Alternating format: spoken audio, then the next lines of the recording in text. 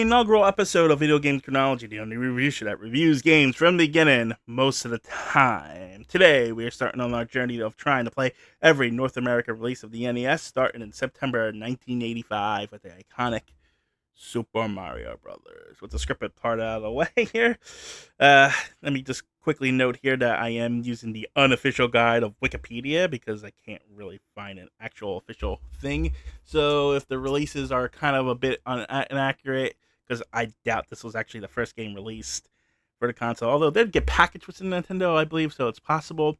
But we're just following that guide, so don't kill me. Sorry. Also, as this is our first episode, let me give you a bit of backstory about my experience here. Obviously, I've played this game before. Who hasn't?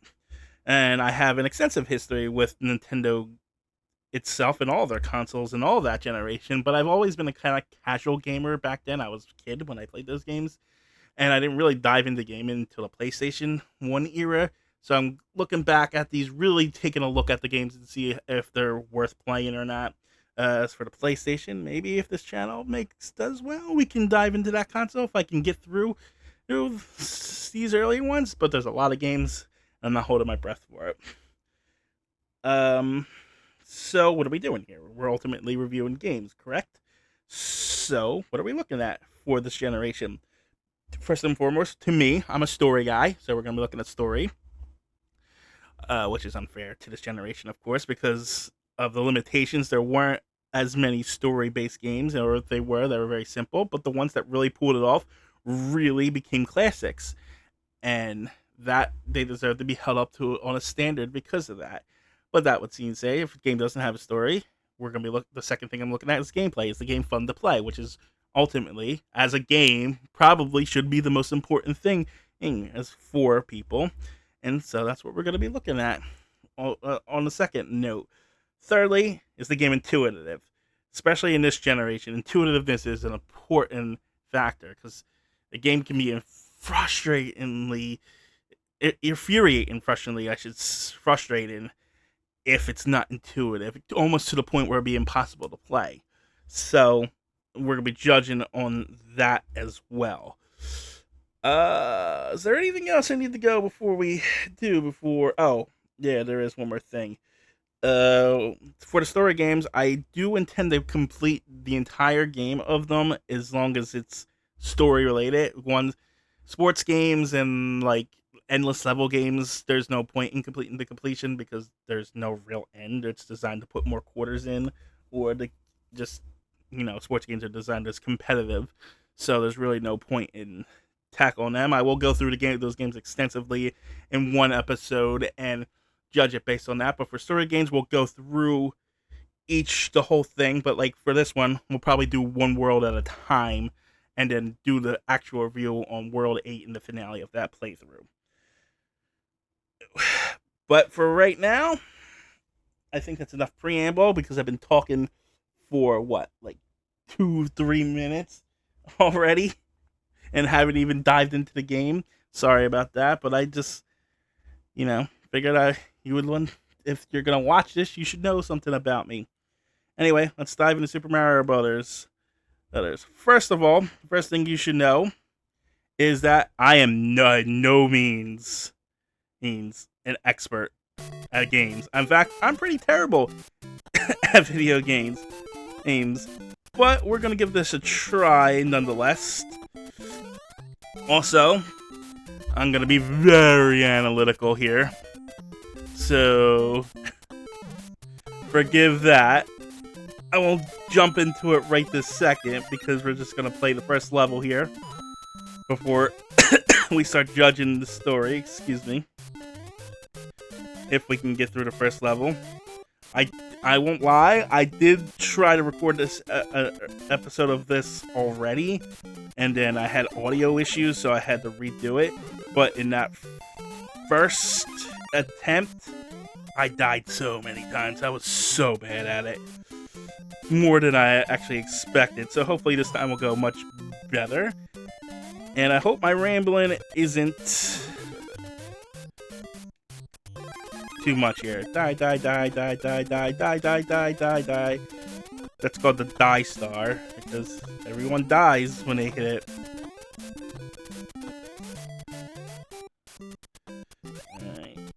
Not actually doing too bad this time around.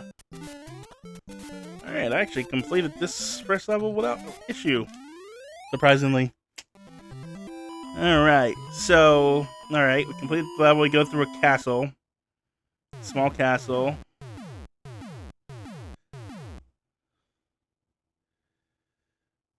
And... we go through a tube down a hole. Now, I know this is a video game. So I'm trying not to be too nitpicky. But let's see. Hey, we're gonna look at the story for this game right now. This is from the official booklet of Super Mario Brothers. I haven't actually read this. I did look at the booklet a little further, but I didn't read it because I didn't want to spoil it because I actually don't know what the original game's about. So let's see here. I'll just game description. One day, the kingdom of the peaceful mushroom people were invaded by the Koopa, a tribe of turtles famous for their black magic. What? Wait, the Koopa people are famous for their black magic? Is that like I played some of a lot of them later, but like I know they have that wizard. Whatever. The quiet, peace-loving mushroom people were turned into mere stones, bricks, and even field horsehair plants, and the Mushroom Kingdom fell into ruins. What? Wait, they're turned to stones, bricks, and even field horsehair plants. Oh, we'll come back to that. The only one who can undo the magic spell of the Mushroom People and return them to their normal selves is Princess Toadstool, the daughter of the Mushroom King. Unfortunately, she is presently in the hands of the great Koopa Turtle King. I guess Bowser wasn't named yet. And why is the princess the only one to be able to do it? Why can't the Mushroom King do it? And finally, have we ever seen the Mushroom King? Oops, sorry. Mario, the hero of the story, baby. That's very sarcastic for the game. Okay, here's about the Mushroom People's plight and sets out on a quest to free the Mushroom Princess from the evil Koopa and restore the fallen kingdom of the Mushroom People. You are Mario, and it's up to you to save the Mushroom People from the black magic of the Koopa. Okay. I just want to scroll down here because I did read this earlier. Little Goomba, a mushroom who betrayed the Mushroom Kingdom, one stump and he dies. So so the mushrooms actually came to life. I thought the toads were like a toad people. You know, like they were just like they were separate from actual mushrooms, but it looks like all mushrooms are sentient in this, which is very strange. So are they not like do they not eat mushrooms? Because Mario eats mushrooms and grows taller. That's a whole other thing. Anyway, Koopa Trooper, just since we're here, soldiers of the Turtle Empire. His orders are to find and destroy Mario. Jump on him. So, it's just turtles. Let's get rid of that. Alright. So, they're turned into stones and bricks. So, are we standing on people right now? And and if we're gonna be questioning that, is why are there just steel blocks with coins and fireflies in them? And this is a dye trader, I guess. So is the ground just made of bricks? Does it go down into something? Is there a ground level? Are we super high in the sky right now? Because for instance, hold on. Let me come over here real quick. Get rid of these. Don't need that. Right here, there's just a pitfall here. Now, do you just fall into oblivion there? Fall forever? Do you fall into the center of the universe? Is there a lava down there? I know if you go up here, you can go up there and hit the warp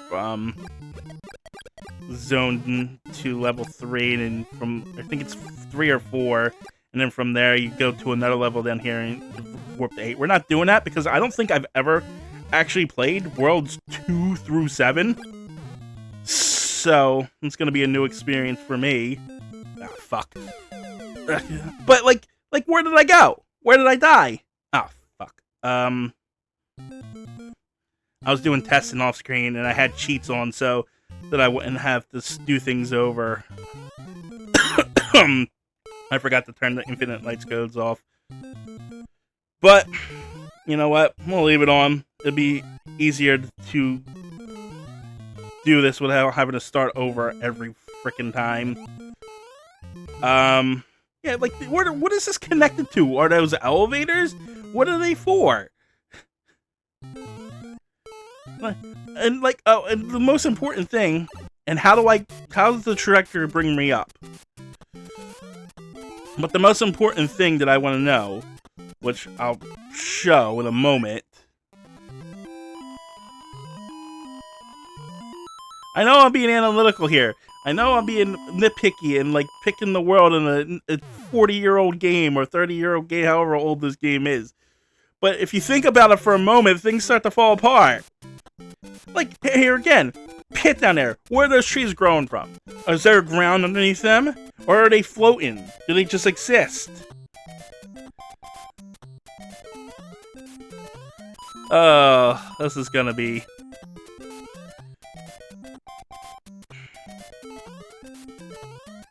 Die, traitor! I know I said I'm gonna get to my most important question, and I will. I'm just looking for one of them before it happens. Die, traitor! Or commit suicide, whatever. Ah, fuck. Why are the coins floating in the sky? Are they actually there?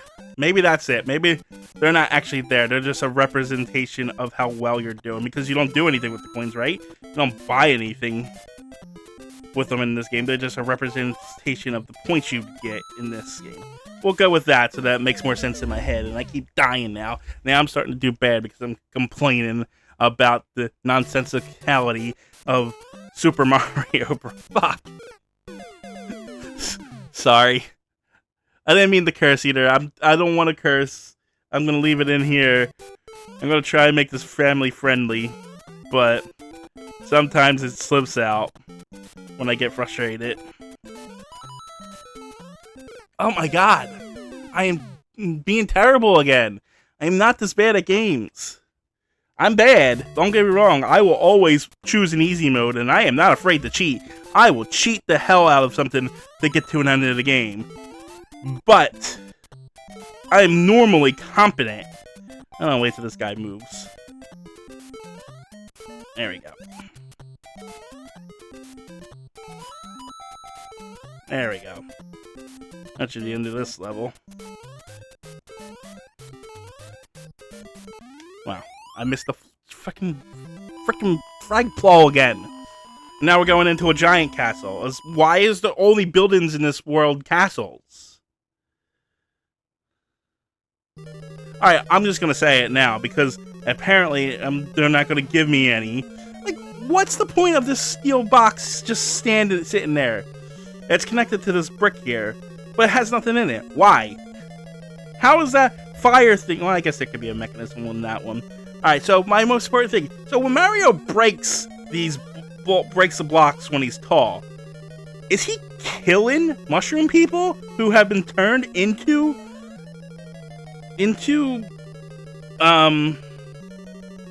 bricks? Because the Koopa have turned the mushroom people into bricks and shit, right? So is Mario really killing them? I mean, it makes sense how much he hates toads. The toad in later media and stuff.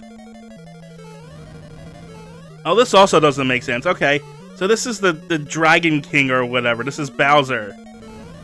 Okay, why is there an axe at the end that drops him in the lava? Why is there an axe that drops him in the lava? I'm sorry. It's just bothering me now. Everything about this game is just bothering me now. An axe destroys the bridge, drops him in lava. Did I win? Was that Bowser? Did he die? Is there 8 different Bowsers in this world? Or is he just not die in lava and he just swims to the next castle here? And then why did I come to this castle only to find a toad? Thank you, Mario. The princess is in a castle. This is the trope everyone knows, but does anyone ever think about it? Why did he come to that castle? Why did he come to that castle? Did he was he misinformed? Why is did he just come here because it's you can only start in World 1, and to get to World 8, you have to literally go through each one in order because it's just one straight line. There's no way to go the opposite direction. And why that when I completed the castle, when I exited the door, I come out in a new world? Am I traveling through dimensions? I know. Anyway, that was World 1 of Super Mario Brothers. Um, I complained the entire episode. I'm sorry, but it just a lot of it didn't make sense to me. We'll see how the rest of the worlds play out. Maybe things will make sense in there. But reading the backstory really broke my brain. I'm sorry. I just it doesn't make sense. Nothing makes sense to me. Like I can forgive the coins being floating. Like I said, representative points. World 2-1 up there. Even time limit. You have a certain amount of time to get there, or something happens. Whatever. It's an arbitrary thing in the game. It's not in the world. Those things aren't in the world themselves. They're part of the mechanics of the game. Whereas this stuff that I'm complaining about is actually in the game and reflects in the story. So, like, I'm not gonna go in here and do this, but like, this is what I'm talking about. If I would be able to destroy that, if I was gonna destroy that right there, am I killing a mushroom person? I don't know. Uh, anyway, thanks for watching. I'll talk to you later. Bye.